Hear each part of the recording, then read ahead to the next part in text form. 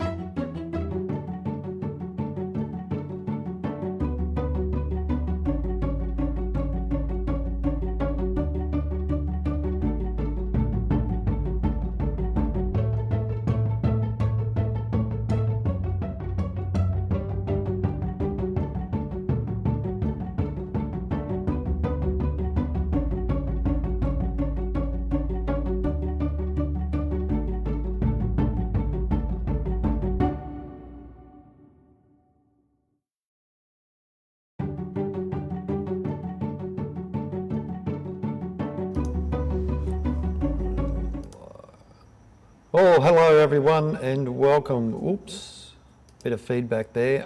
Sorry about that. I had to use the old intro there, so it goes a bit longer than normal. But we are live. We're back in the shed. We're getting back into the swing of things after us being away and getting back into work and all the crazy things like unblocking toilet this afternoon. Both myself and Mrs. Shed Talk, who's in the chat, we've got this down to a fine art. It could be our fault. We could have a problem further down, but anyway, we get it sorted out pretty quick. Lee from First Floor Audio, hello. Thank you for being here. Thanks for coming to the shed tonight. Right, I've got the illustrious shed dogs with me, and of course they're up here because they've got a treat. Come here. Come on. Come down here. Come on. Everybody wants to see you guys. Come on. Come on. Come on, baby girl. Come down here. Come over here. Look, so the shed dogs are only up here. Once they get a treat, they'll go away. But yes, there's no need to dribble. And we don't overdo it with the treats. They're a reward. Like all dogs, they play up sometimes, but most of the time they're pretty good dogs. They do what they're told. And Max here is in training to be Mrs. Shed Talk's assistant dog, and Nia is now retired because she's getting on. She's starting to get quite grey around the chops, getting about 9 years old. And but still good. It's been good. Young Max here has been really good for Nia. They get on like a house on fire, and you know, it's good companionship, and they do miss each other if we have to separate them. Like tomorrow, Max is going with Mrs. Shed Talk for training up the sunny coast, and it's about an hour away for us. And Nia here is going to be jumping in the truck with me, so she'll be right around in the truck, and then it's off to the vet tomorrow afternoon to get your needles, to get your injections. Right? Won't that be good? You won't like that. But anyway, let's get back. That's the doggies. Right? Everybody loves seeing the doggies. So, yeah, lucky shed dogs. Righto, so as most of you have seen, I'm using a new software platform which is free of use, and it's got some bang-up features in it, and I was just finalising a few things before. I was a bit slack, but anyway, things will get better as we go on during the live stream, but future live streams as well. The ability of this being free, I can broadcast in 4K. However, at the moment, I think I'm only doing 1440, which is about 2.5 Ks. Yeah, 14. Actually, no. Yeah, 1440. So the previous test streams I've done have been in 4K. For whatever reason tonight, it's not. Ted is 13 today. Oh, happy birthday to Ted. So a few shout out. We've got Cody, we've got Stylesy and Dogface. We got my sister Kerry. Mum and Dad are watching me on the big screen, or watching us, sorry, on the big screen. We've got Robbo. Who else we got? We haven't got G popped in earlier. Mrs. Shed Talk right there. And who else we got? I don't think I've missed anyone. Oh, Bill. Bill's in the house. Bill Baggins. He's enjoying a frothy one or two. The advantage of this software is that I can do things like I've set it up so I can do this. We go over to talking head presentation. So what I can do now is talk to you and show you something like, oops, no, I've got to show it on screen first. There we go. Now this is a book. This is one of the books that I purchased from, and it will come up on screen in a second. Right, there you go. A while back, and it's a combination of 3 books that John Fowler and Company is the manufacturer who built the steamroller. They came out with a series of books that would be given out to new engine owners and so on. I'm sure some of those are still around, but this is a reproduction, and this is a great book. It combines all three, and it's got some great illustrations in it and advice if you need to make any adjustments to your engine, should you need to. Now, the other thing that most companies did is they produce things like this: a leaflet, a flyer, call it what you like, but promoting their, and should be on screen just now for you guys, promoting their vehicles and what they can do, how economical it is and all that sort of thing, you know, because as with everything, it costs money, and, you know, we can't spend money on the, you know, on the underprivileged, so to speak, or whatever they call us back in the day. And everything was done, you know, for a price. And if you, this is how you would sell your machines to your potential customers. You know, you can save money and do all that sort of thing as you go.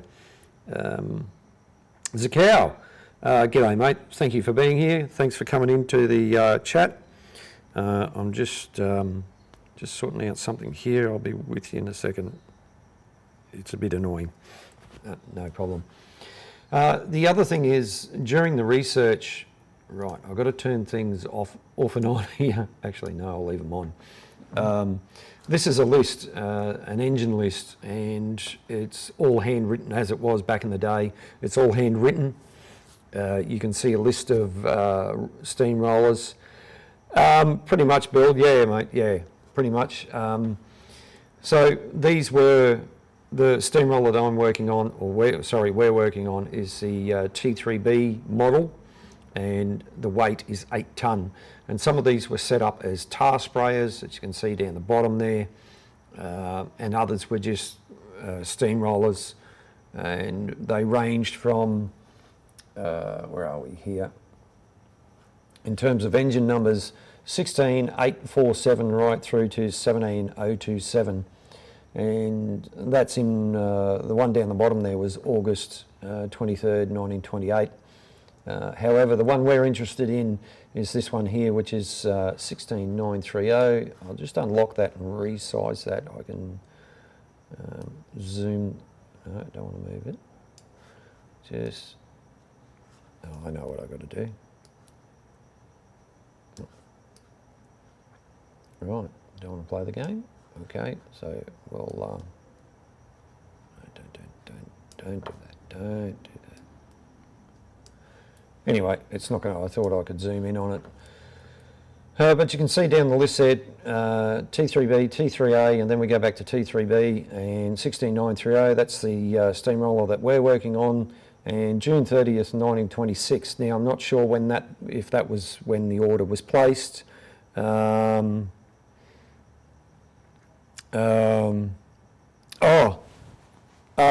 At this stage, no, I don't think I can bring guests on, but it will be. If not, I can always revert back to the other one and bring guests on. But yeah, I'll work that out. G'day, Peter, how are you? Thanks for being here. Right, getting back on topic, 16930 is the one we're working on, and you can see June 30th, 1926, and or maybe that's when the date of order, and then maybe date of finished construction was July 23rd, 26, so June, July, about a month. A lot of this stuff they had ready to go, and I believe, looks like it was either shipped or it was arrived here in Australia in November 1926. Now, I'm not sure exactly, you know, those dates, because up the top here it's a bit hard to read. But this is certainly better than what I've had previously. So moving right along, we're going to go on to one of the big bits, that one of the parts that we need to move on to, that is this here. Now, this is what they call a clack valve. It's actually a cutaway of a clack valve. Now, this is a device, it's a one-way valve, in other words. It lets water be put into the boiler. However, it doesn't let steam or water back out of the boiler, which is very important because it's under pressure. And you can see where it's written boiler clack box. That's a representation of the boiler, and the clack valve is on the outside. Now that writing up the top says crankshaft, that's an image that's probably should have been further up because the crankshaft is shown further up. This is just a quick cutaway that I found in one of the books. Right, no worries, Pete. I hope the mini freezer's working well. And this is one of the things we're going to have to manufacture. Now, Emma, our friend Emma from Emma's Spare Room Machine Shop, she's not in the chat at the moment. I have talked to her about casting this, as she's certainly been been casting quite a few bits and pieces lately, and very handy on the CAD. And it's an item that certainly a little bit involved, and I'll have to get okay, righto, Pete, no worries. Yeah, she's moving house, yeah. So what I'll do is I'll bring up the clack valve and what it looks like. This is it here. Hopefully that's going to show up on screen. Yep, there we go. I don't know why that's, I should just move that out the way. Don't know what that, there we go. So this is what it looks like that's actually mounted on the boiler. I'm just going to grab a drink of water. On the outside of the boiler, and there are two of these, one on the left, one on the right. We're looking at the one on the left. This example is from the steamroller that's in the Historical Museum in Rockhampton, which is the same model as the roller that we're working on. Cheers. That's better. And so this is going to be a bit of a challenge to cast. However, it's not beyond the realms of possibility. A little bit of ingenuity, thinking. We do have drawings. We have samples. We've got all that sort of stuff, which is really, we're really lucky. We're really spoiled. We're not starting off from scratch with absolutely nothing. So yeah, it gives you an idea, and there should be, the one on the picture on the left, it looks like there should be a tap there, not a tap, but a handle that you could unscrew and check to make sure that you've got water coming out before it goes into the boiler. Yeah. I'm not going to read that. Just ignore that. So, but anyway, what we're going to do, we're going to go over to the lathe right now. We're going to go over to the lathe cam, do a bit of work on the lathe. I'll have to, that's why I got moderators, Robbo, to keep people like Bill and yourself and Peter all in line. You get too naughty and I'll put you in time out. But anyway, over onto the lathe, and we'll show you what we're going to do on the lathe. As you can see, the lathe can be part of the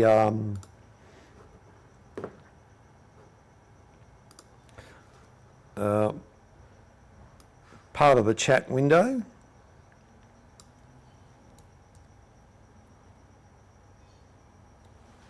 Peter, don't ask. Do not ask. Do that in a private chat, mate. Not on this channel. Thanks. There we go. Right, on the lathe, how does that look? All right, you're really not gonna, you're just gonna see my hands, you'll see a bit of me. These are the jaws. This is our bit of aluminium we're gonna be machining, or aluminum, as the Americans like to call it. Our friends in America. Now there is a few other videos on the channel that you've seen from the National Rally. That was pretty full on. All right, something's reversing. Maybe we've got the ambulance across the road again, as happens. Right, clean the jaws. Whoops, look for my eyes, put my eyes on. Now these jaws are numbered. And I just got to match them up with the scroll.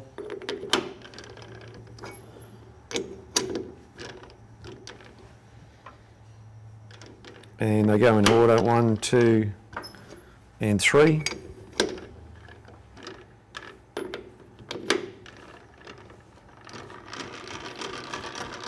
And that way they're all in line and your part doesn't run out of concentric. So we're going to right, close the door here. Now you will hear a bit of noise, but you should be able to hear me over the noise of the lathe. We've tested this before. Put our tool in, and I'll just check what you naughty boys and girls have been up to. Okay, all right. The wife's gone. Yeah. Oh, it's just nice to be civil. Righto. And yep, everything's on. No, it's not. Right.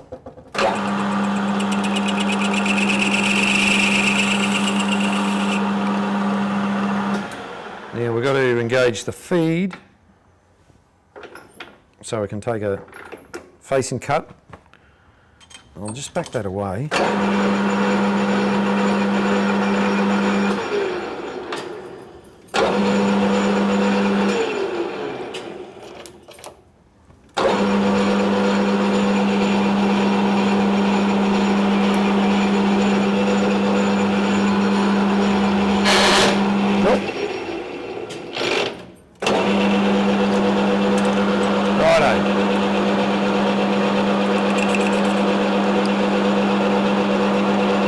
Facing cut across the, right, actually that's what I'll use.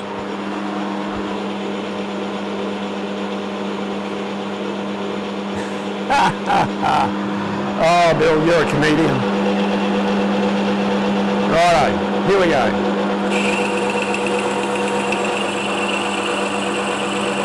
Fairly fast feed on the, across the face on the aluminium. It's probably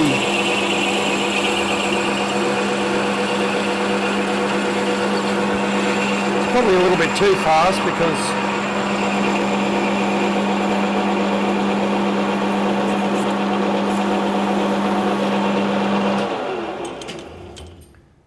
yeah, it's not quite giving me the finish I want, but the tip's probably no good. So I'll try another one. Something different. Same but different. Still do the same job. And I'll slow this down.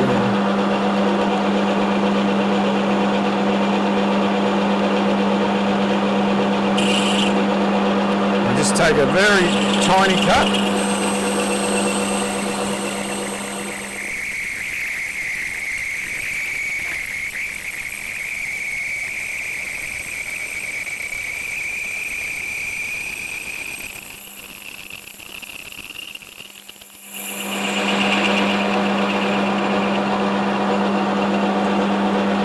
Really seeing the love here.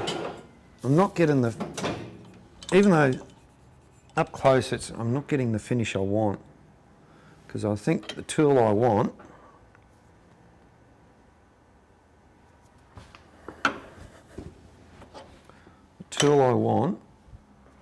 or the tip I want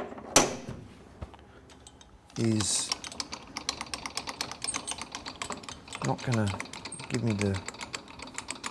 Right, I'll slow that down even more. We'll try this again. If it's not going to work now, I'm not going to be worried.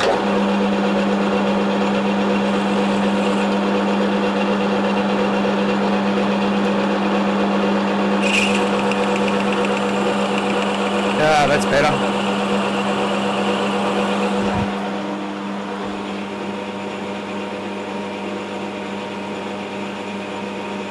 Yeah.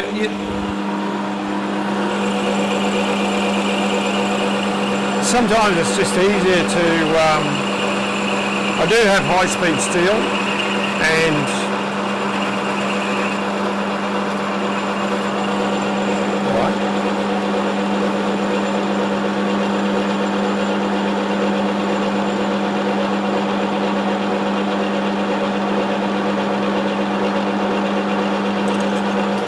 Now, I tell you what, for this job, that'll do. We'll make this the back side, but that's a bit rough. Why is that?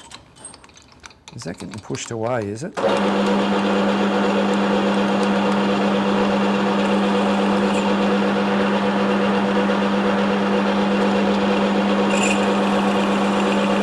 a real light cut.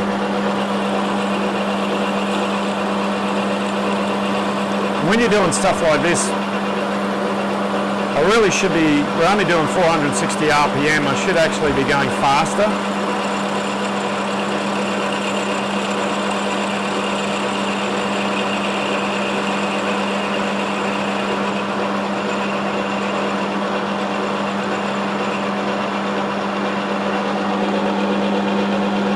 It's still not cleaning up the way I want it.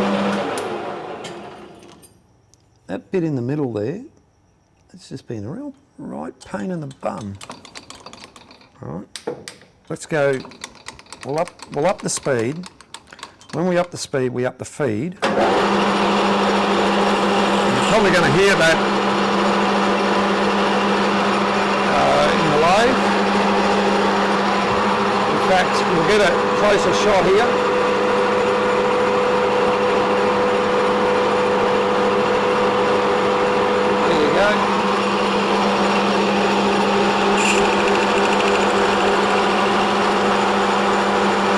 That's fairly hoofing across the face now. Getting a lot better finish because we're going faster.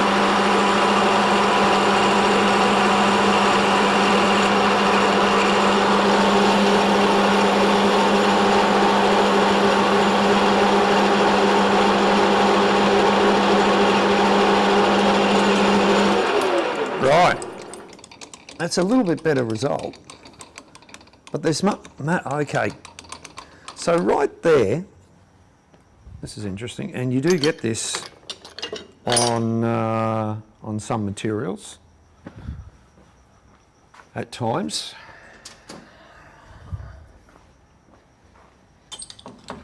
Right, so it's approximately 125 diameter, about the size of a 5-inch grinding disc, and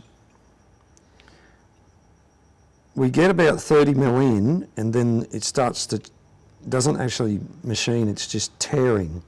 And it gets past that bit, and then it cleans up again. So more than likely, probably somewhere during the manufacturing process, it hasn't quite solidified, or maybe it hasn't been rolled properly. Something's gone astray somewhere. And we're getting that tearing. We're not getting that nice finish, as you can see on the outside.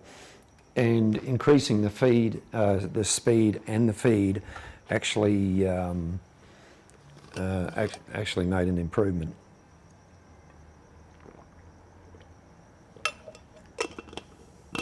Yeah, you better be good, Peter. In fact, there's a meme I got sent, and I should probably send it on to you, because it sort of matches what you just wrote in the chat there. But anyway. Right, so we're going to put a hole in that. Right, now let's take this out and get the oil off it. Right, this is a chuck on a Morse taper. This is the Arbor, and a Morse taper is a standard thing used in industry. And what happens is, with this one, because I keep this fairly well lubricated with oil, the oil will get on the end of the taper here. Now the idea is that these things, the taper and the smoothness of the taper makes it grip, plus that little tang at the back there. So we got that in now, and the oil pumps in from the back. Oops, hang on. The oil pumps in from the back of the tailstock here, from these two here. So for this, I'm just going to drop it back down to 460. We're going to drill and tap a hole in there.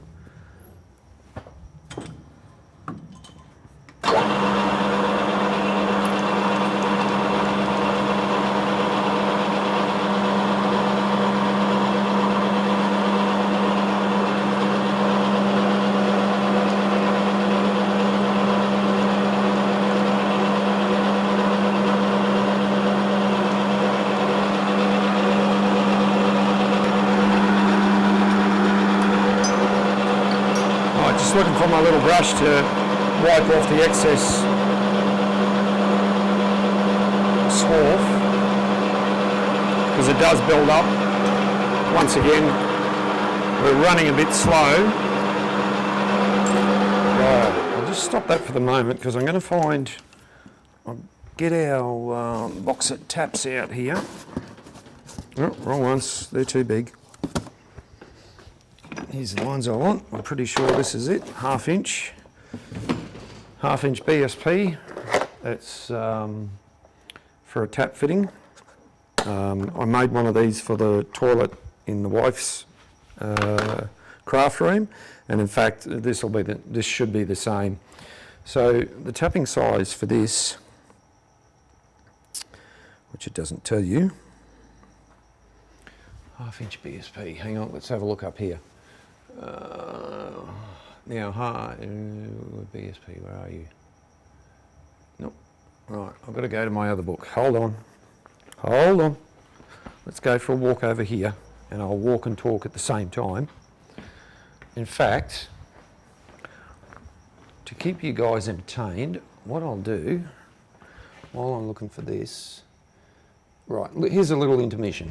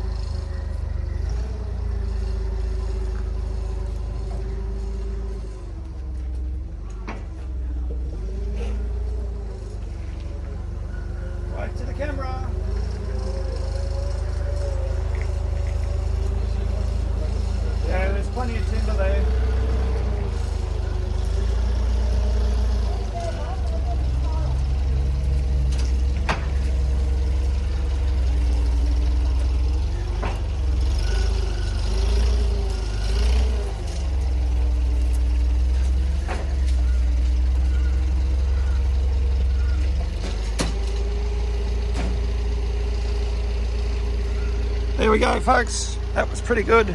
Tender's off. I'll just go zoom in.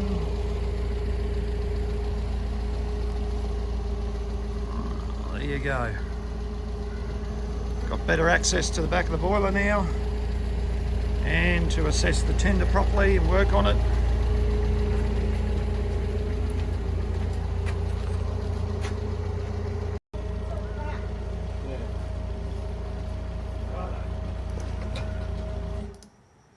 Right, we're back with me. Thanks everyone. G'day G, how you going? Thank you very much. Yes, remember to press that like button. Thank you G for reminding me. You're my Nightbot, and maybe you're going to be, maybe Nightbot's going to be replaced by another bot. So yeah. Right, I've got this Engineer's Black Book, great little book, second edition. This one's got the man on the front. Everybody knows who the man on the front is. Probably get some sort of copyright strike now. So this book has got a lot of conversion tables in it, bits and pieces, all that sort of stuff.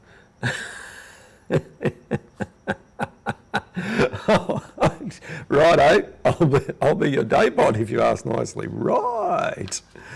And so this is a great little handy book, especially if you're trying to chase things up like thread sizes and all that sort of stuff.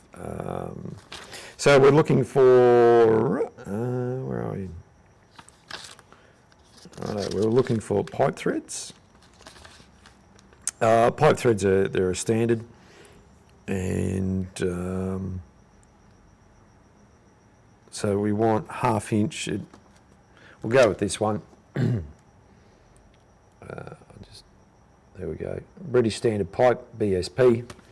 And we go down to 1/2 inch, and it's 14 threads per inch.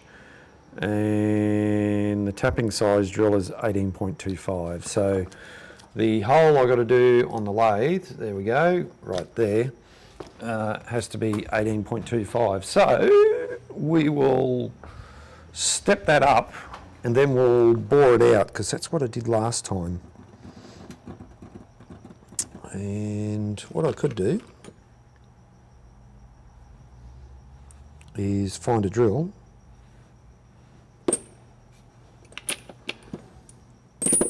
That'll do. I think that's what I did last time. Right, this here is an end mill. So it's basically got 4 cutting surfaces on it. It's a bit broken on one edge, but for all intents and purposes, for what we're doing here, it'll be fine.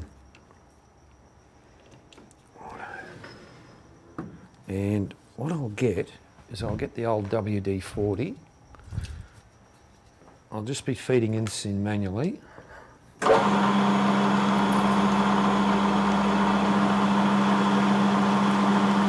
Seeing I've got a fair bit to go,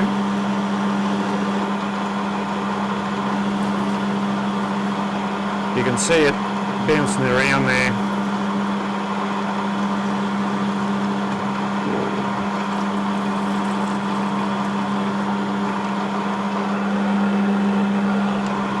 Spinning a bit when it bites in,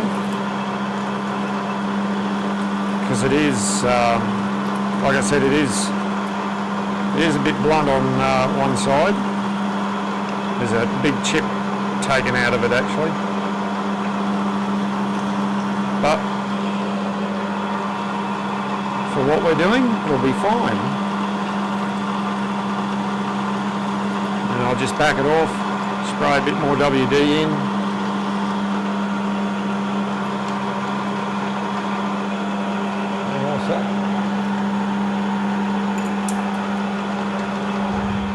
Hang on. Oh, David, thank you very much for becoming a member. Really appreciate it. Thank you. Yeah, definitely nice one. Look, I appreciate the support. It's very much supported, and I appreciate you guys tuning in each week like you do. Especially helping me out with different things and bearing with me when things don't quite go to plan, as they have done in the past with live streams, but that's only going to get better over time. Now, what I've got to do is find a drill that will go out to...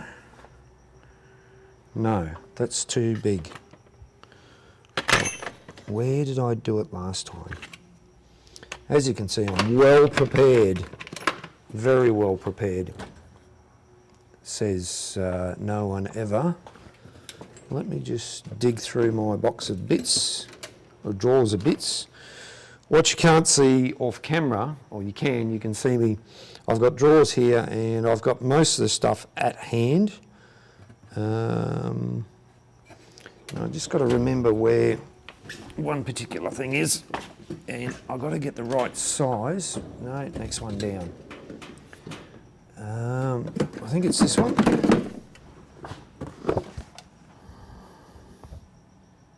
It's still too big. Now, is that the one? Right. That'll do. Righto. This is very similar to the device I used before. This is an annular cutter. So it goes in, or it's also known as a rotor broach, and these go in magnetic based drills. This is a long shank one. I've got this set up, and that chuck opens up big enough to take this. So I'll now bore through here, and then I'll put the boring bar on, the small boring bar, and take it out to the final size for tapping. So once again, I'll get the old WD-40 because that's pretty good stuff for as a lubricant on, actually no, I can use the coolant I've got here.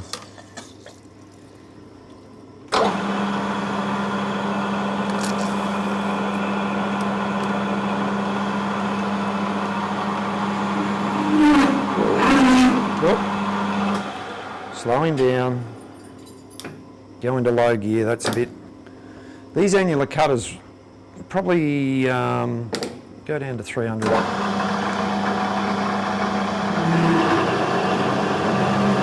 I was probably being a little bit soft, I wasn't pushing hard enough. Whoa! Hey, coolant going everywhere.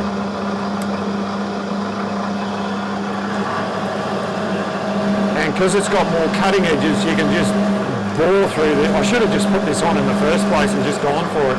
There we go. Straight through in no time. And that's what you want.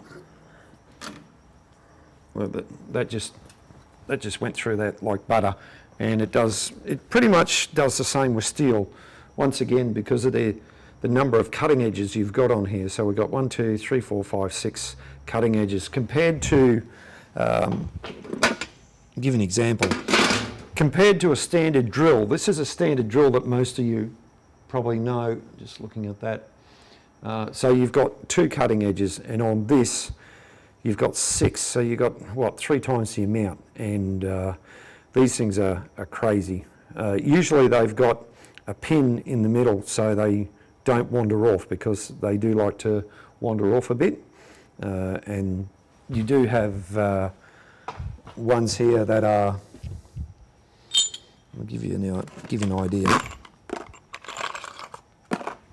So normally these rotor broaches or annular cutters have got this pin that goes through the centre, and here's a shorter version. That'll do up to about 20 mil, 25 mil, and that pin sits in there like that and just helps, if you've got a centre punch hole or a pilot hole, it just helps it guide it through so it doesn't wander off. But they're a great bit of kit.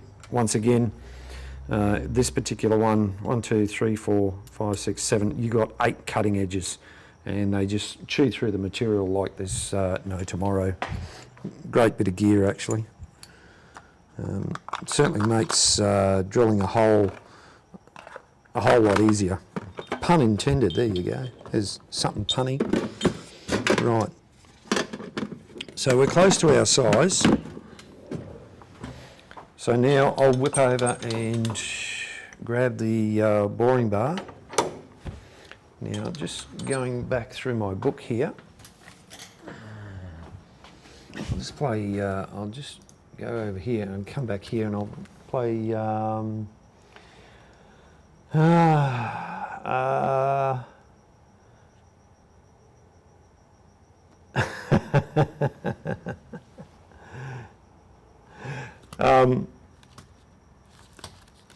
sometimes it's a bit hard to catch up in the chat to especially when you're away doing something. I'll just go to our chart again. I think I've gone past it.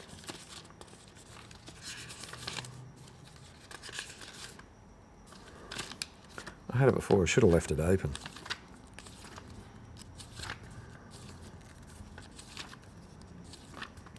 Bear with me, folks, while I find this.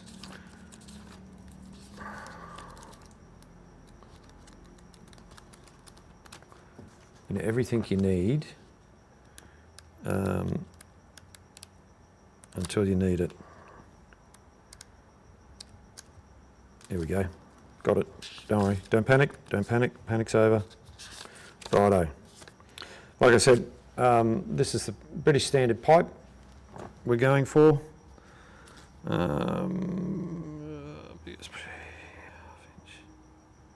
Yeah, 18.5.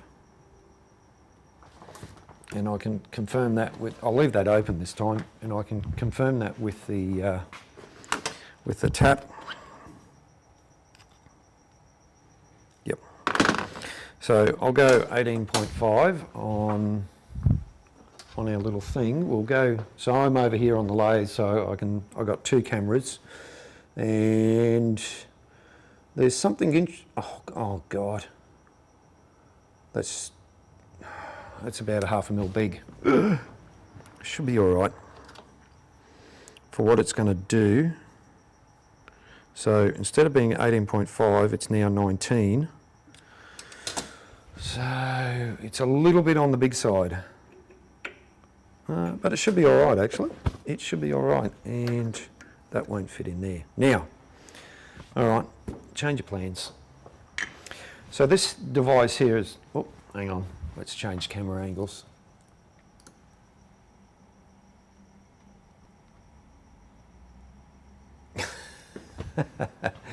Well, you can. There may be a few people that currently have me on the big screen, which is quite scary when you think about it. Ever seen yourself on a big screen? Very scary. Right, so now what I have to do is grab a spanner, in this case the good old shifting spanner, this device here, or crescent wrench, or adjustable, or whatever you want to call it.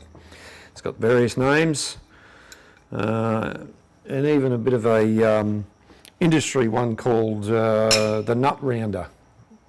You can add something else into that if you like, if you really want. You'll work it out for yourself. One of those blokes might just put it into chat.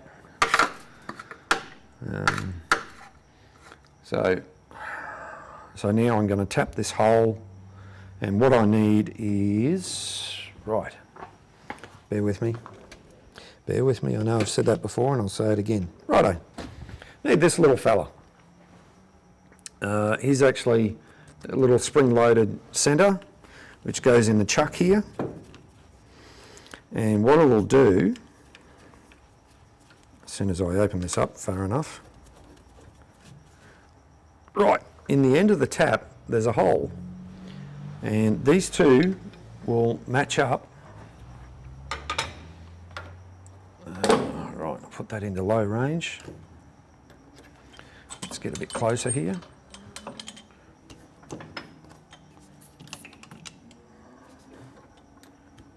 So what it can do is I'll lock up the tailstock after I put a bit of WD in there, and on the tap as well. Just putting a bit of WD-40 on the tap. The other thing too, broadcasting in such high quality, I probably should be recording onto a hard drive, and then I can later on turn this into a video of some sort. So what you may or may not be able to see is that spring-loaded, what's the name there, pushing up against the tap. I can now put the shifter on it, and I can start turning into the workpiece, and the spring-loaded pin will push on it and start forcing it into the workpiece without me having to do anything. And I will now just start keeping the pressure on as I wind the tap in. I'll go in a little bit further, and then I'll back it out just a bit, just to break the chips, and then I'll keep going again.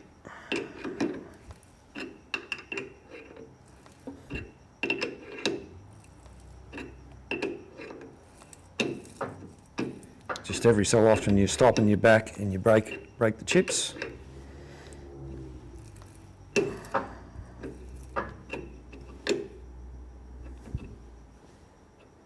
And good rule of thumb, just to do it on any particular size.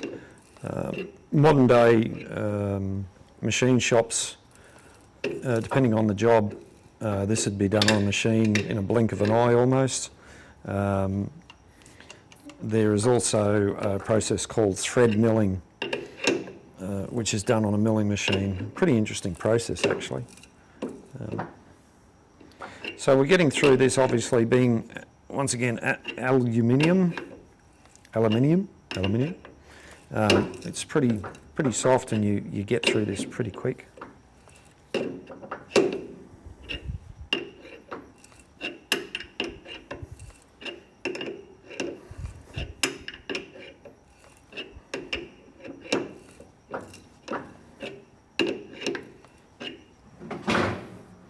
Of course, with the membership on the channel, I will attempt, I haven't done any members only live stream. I should do. And I should also try and put out some members only content. However, I do work a full-time job, and I do 10 hours a day, or maybe it's a bit more than that at the moment, because I'm getting up at about 20 to 5. I'm at work by 6 o'clock, and I don't finish till 4, so I'm doing a big day. I do a lot of driving involved, and gets a bit tiring at times. I try and spend my time sometime up here each night, which doesn't always happen, but I've got a fair bit of work to do still on the roller. And it's slowly getting there. That's for sure. And of course, in that time, right, that's all the way through. This is not tapered, this one.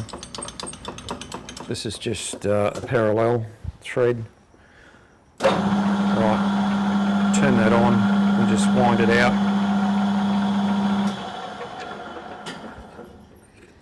And there we have a nicely tapped. Let's clean that. Just get the little brush here, clean the swarf off the tap, because we're going to put a little bit of a chamfer on there, and I'm going to use that using this tool here, little chamfer tool. And in fact, I'll change out the blade as soon as I get it out. I think I've got some spare blades in there. And the little cap that was on there's gone missing.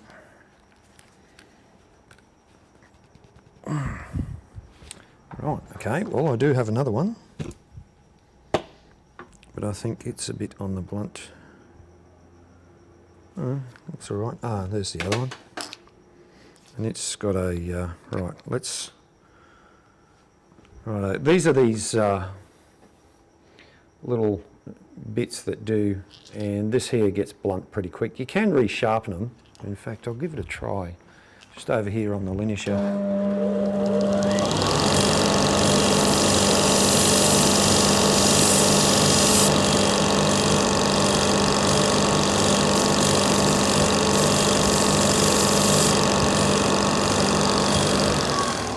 Probably done it more worse than good. I do have others in there. It looks like it's, let's give that a go.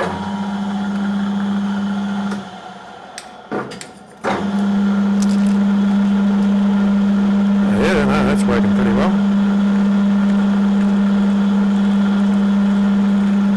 Right, so that's just taking the burr off there, like so. And just give that a clean out. We'll make sure that tap goes through again, because sometimes when you put a chamfer on there, you will often put a burr back on there.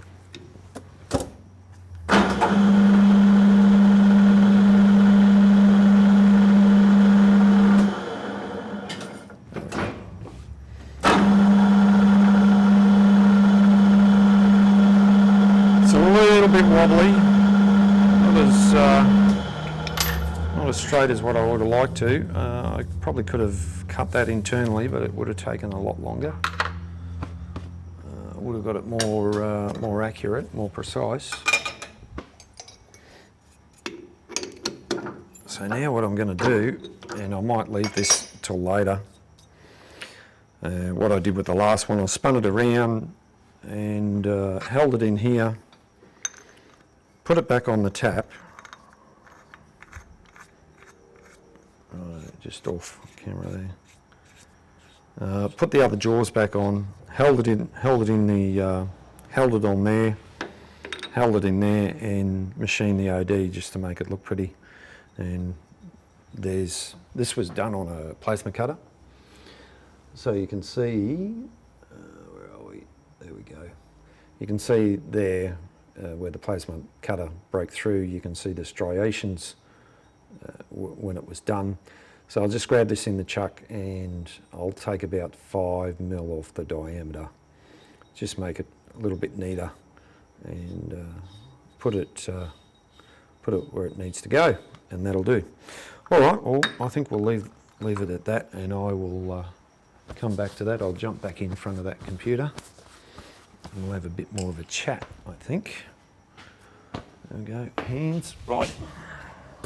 See what I've missed out on. Right, back over here on the chat.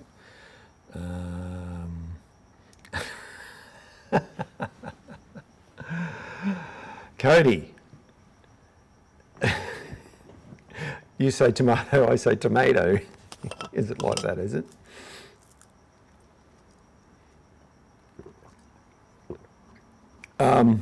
Zakau, you're probably right there, mate.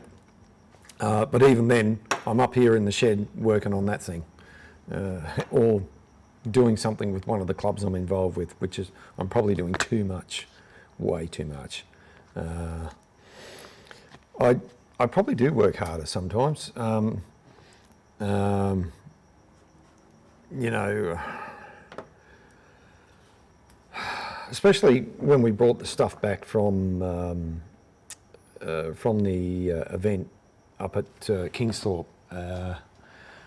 We did 9 days up there, and then we came back, and then I borrowed the truck from work again to bring back the steamroller and other bits and pieces, and that was a big day. That was a huge day. Then on the Sunday, went down to the club, and I was tired. I shouldn't have gone. I should have just stayed home. I was too tired. But anyway. Yeah, a few cups of tea, Cody, absolutely right.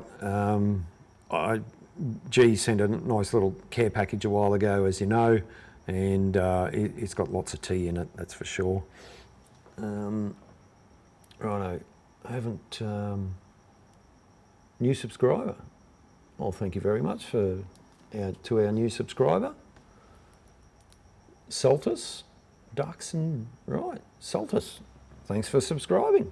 Appreciate it. The numbers are going up. I do appreciate the numbers going up. And righto, how long have we been going for? Oh my God, it's almost 8:30, so I've almost been going an hour. Almost an hour. You've been watching this bloke on screen for an hour almost. That's crazy. At the moment, herbal tea, yeah, well, at the moment it's about the water. Quenching the thirst of the voice, that's for sure. Now, like I said, this streaming software is pretty new to me. The 1 hour mark, yeah, that's it, gee. Yeah, and I've got a new member. Thank you to, scroll back there. Yeah, thank you to our new member for coming on board. That's fantastic. Obviously, being new platform, I'm still getting used to it. There's a bunch of stuff I've got to learn and do. I know Peter's a big proponent of OBS. This is very similar to OBS. And the previous, David, thank you, G. I was a bit blank on his name. I didn't want to make a mistake, but thank you, David, for becoming a member. So this software, I'm only going to get better with it. It's the people who do it. It's Meld Studio. You can look on social media to find them. There's also Facebook, not Facebook. There's videos on YouTube here of people talking about Meld Studio and what it can do, how easy it is, all that sort of stuff. But like a lot of these things, you know, you'll see a bunch of videos come out and everybody will sort of pile on board and say, it's great, yeah, it's great, you know. And then after a while it dies off because people either revert back to what they're doing or their old software, or they just get so used to it that they move on to something else. And like any new software, there's a steep learning curve. And for whatever reason tonight, like I said, it's not streaming in 4K. As if you watch the previous test streams I was doing, it was going in 4K brilliantly. Recently, NBN network here in Australia upped the houses that got fibre to the house to 500 megabits download and 50 megabits upload, which hasn't seen, up here in the shed, I haven't really noticed much difference because I'm a long way from where the box is down in the house up to the back of the shed here. Actually, we're pretty much up the maximum. So I only get about 100 megabits download on here, and that actually hasn't sort of affected anything. However, what is different is the upload speed. We're getting around about 45 megabits on the upload, and whether that's making any difference on the YouTube side or streaming side, I don't know. But yeah, Peter, you did mention that Meld Studio doesn't do a Linux version, not yet anyway. But stick with OBS, mate, if that's what you're happy with. And you know, a lot of people are sticking with OBS. There is one bloke I watch on YouTube, and I think he's sticking with OBS. As you pointed out, it is very customizable down to the nth degree. However, there's people like myself and G and Robbo and others, and Cody even. You know, we're currently using Talk Studio. That's coming up soon for renewal, and we're looking at other alternatives. And as G pointed out, that, you know, they haven't made any decent upgrades. Not much has changed. I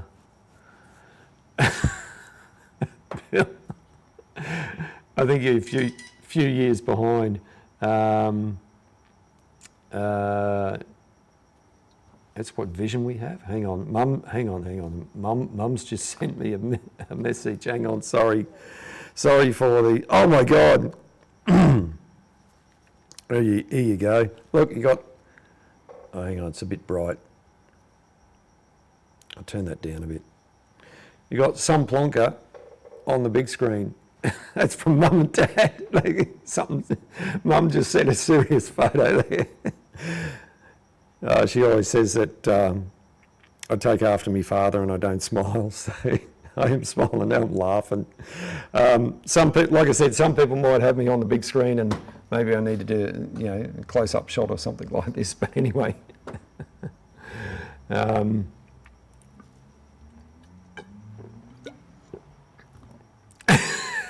Who's that handsome git?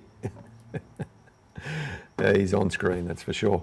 But anyway, look, the changes have been good.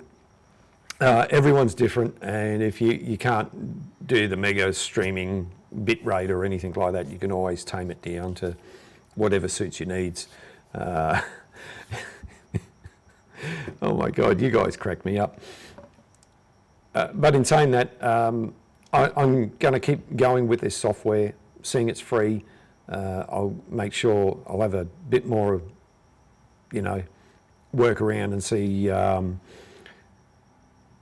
know, why I'm not going in 4K, even though I was when I was doing some practice work. Meld Studio keeps releasing new updates about every 2 weeks, I believe. And there's probably a lot of stuff that I need to read up on and implement to make sure that everything is going hunky-dory. However, what I've seen so far is really good. Obviously, you don't have the ticker. That's one thing I've got to look into, whether you can do that, whether that's going to be brought in, or maybe I can easily put, you know, text on screen. I've done that before. You know, I can probably do something with that. But I like how I can quickly set up scenes and click between them. Obviously, I just got to do a little bit of refinement, but you know, if you haven't seen it before, I've got a scene called Talking Head, and that's where I click over here and I can present something on screen and, you know, talk about it, and we can interact with it. So that's really good.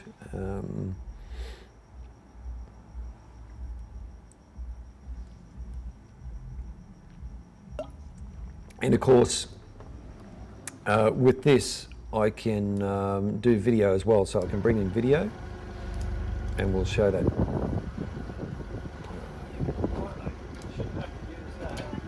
I've just got to turn a few things off here.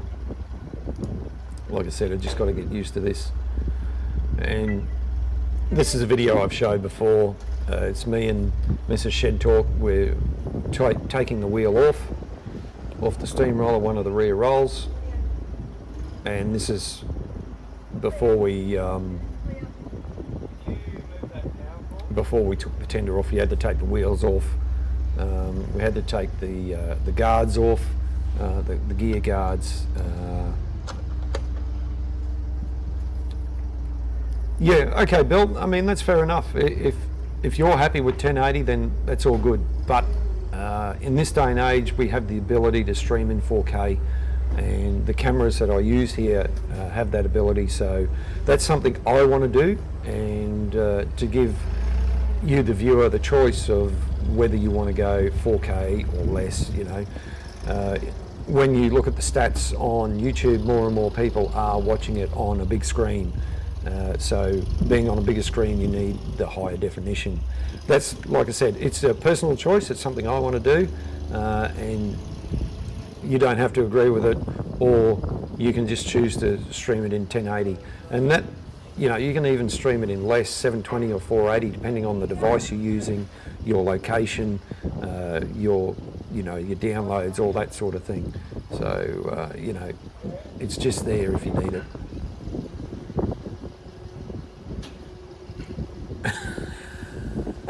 Stylesy. Oh man, you crack me up. No, I didn't say that. I'm sure I did.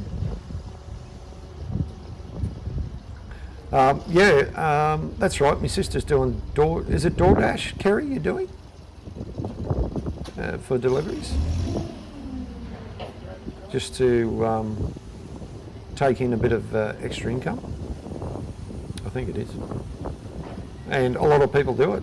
You see a lot of people doing it, and it obviously works. So one thing I don't like about this chat is it's a bit slow to respond. I'm actually seeing it over on the other computer quicker. I'll just turn that off. I'll go back onto the big screen here. The chat I'm seeing quicker on the other computer than what comes up on the screen, you know, inside here. The other choice is, of course, I can just go into the YouTube chat here directly because I got a YouTube page open. That's I'm in the YouTube studio, and I can control things from here as well. And I can put up, for instance, you know, I can give me some love, and you guys will see that come up on the stream. There's various emojis, or I can start a poll, a Q&A, all that sort of stuff, and you guys can interact with that. And the emojis, well, we've got the old Shed Talk emojis, which are right here, and you can see them pop up on the screen. Some of these chat programs don't actually like the emojis, but they do work. And then you've got all the other emojis, and of course there's other things, you know, you can do here. So look, it's a pretty good platform, and I'm quite enjoying this journey. It's, like I said, it's a bit of a learning curve. Have I missed something? Dancing alone? Who's dancing? Oh, I'm dancing alone. G'day, mate. I thought G was having a bloody glen to me then. Because there's another bloke on YouTube I follow. He's over in the UK called Dancing with Aardvarks, and I thought it might have been him, but Dancing Alone, welcome to the shed, mate. Let us know where you're from, actually. Most of these guys, the people watching, are from Australia, in various parts of Australia. Some people watch from overseas, depending on your time and all that sort of stuff. But, you know, hang on, what's going on here? Wow, we got that many on the go. That's pretty good. And the other, I got some interesting news. I'm working on some interesting news. It's to do with Insta360. And these are the cameras I've been using for a while now that enable me to stream at 4K. They're sending me a product. So stay tuned for that. And that's all I can say about that at the moment. I have to read some documents and sign some. And yeah, I'm really excited. I'm a bit excited about that because it's a first for me. A lot of people on YouTube do this sort of thing, and this is a first for me. So it'll be interesting to see what they send me, and hopefully I don't know what it is, they haven't told me. But it'd be nice if it's camera related. It'd help with here in the shed, because I have talked about doing a multi-camera setup I've got the 2 cameras. I do have another 2 cameras which I have previously used, but the difference in them in terms of picture quality is night and day, mainly because they're old technology and this is new technology, or newer technology. As you can see, the picture quality now compared to when I first started streaming here, it's absolutely crazy. Yeah, Joanne would say, bless her heart. You're right, Cody.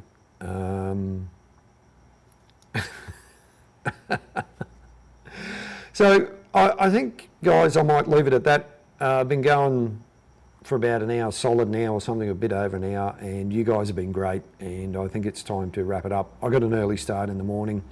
I'll be up at about 20 to 5, like I said before, starting work at 6. So I'm just going to say thank you very much. Thank you to the new subscribers and the new member, Dave. And thanks to all the regulars who come in here every week for helping out and, making the chat happen and being moderators and all that sort of thing. I really do appreciate it. Thanks, everyone. You all have a good night, and we'll go out with our usual outro. We'll see you in the next one. Bye for now.